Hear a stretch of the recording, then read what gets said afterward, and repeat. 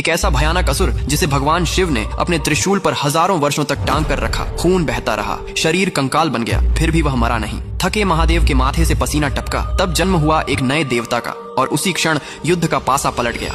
ये कहानी उस समय की है जब माता पार्वती ने खेल खेल में भगवान शिव की आंखों को ढक दिया। उस क्षण संपूर्ण ब्रह्मांड अंधकार में डूब गया। उसी समय शिव के शरीर से कुछ पसीने की बूंदें पृथ्वी पर गिरी और उनसे एक बालक उत्पन्न हुआ। उस बालक को बाद में असुर राज हिरण्याक्ष ने अपनाया और अपने पुत्र की तरह पाला। यही बालक आगे चलकर अंधकासुर कहलाया। शिव की पसीना से जन्म लेने के कारण बचपन से ही उसमें अपार शक्ति थी। शक्ति के अहंकार में डूबकर उसने कठोर तपस्या की और भगवान शिव से एक भयानक वरदान प्राप्त किया कि यदि उसके शरीर से गिरा रक्त धरती पर पड़े तो उसी रक्त से नए नए असुर उत्पन्न होंगे। इस वरदान के बाद अंधकासुर का अहंकार बढ़ता गया। उसने देवताओं के यज्ञ रोक दिए, ऋषियों को सताने लगा और तीनों लोकों में आतंक फैल गया। हद तो तब हो गई जब अंधकासुर देवी पार्वती को पाने का दुष्ट प्रयास भी किया, यह सोचकर कि वे उसकी माँ हैं। इस अहंकार के कारण शिव अत्यंत उग्र हो गए। भगवान शिव स्वयं युद्ध के लिए उतरे। शिव और अंधकासुर का युद्ध अत्यंत भयानक और लंबा चला। शिव जब भी उस पर प्रहार करते उसके रक्त से नए असुर उत्पन्न हो जाते। युद्ध इतना तीव्र हो गया कि स्वयं शिव के मस्तक से भी पसीने की बूंदें गिरने लगी। यही पसीना पृथ्वी पर गिरा जिससे जन्म हुआ मंगल देव का। मंगल देव लाल, उग्र और अग्नि स्वरूप थे क्योंकि वे शिव की युद्ध ऊर्जा से उत्पन्न हुए थे। मंगल देव ने युद्ध में शिव की सहायता की। अंततः शिव ने अंधकासुर को अपने त्रिशूल से भेद दिया। भेद कर हजारों वर्षों तक टांग कर रखा। उस लंबे समय तक अंधकासुर त्रिशूल पर लटका रहा और उसका रक्त निरंतर बहता रहा और मंगल देव अंधकासुर के गिरते रक्त को समाहित करता रहा। अंततः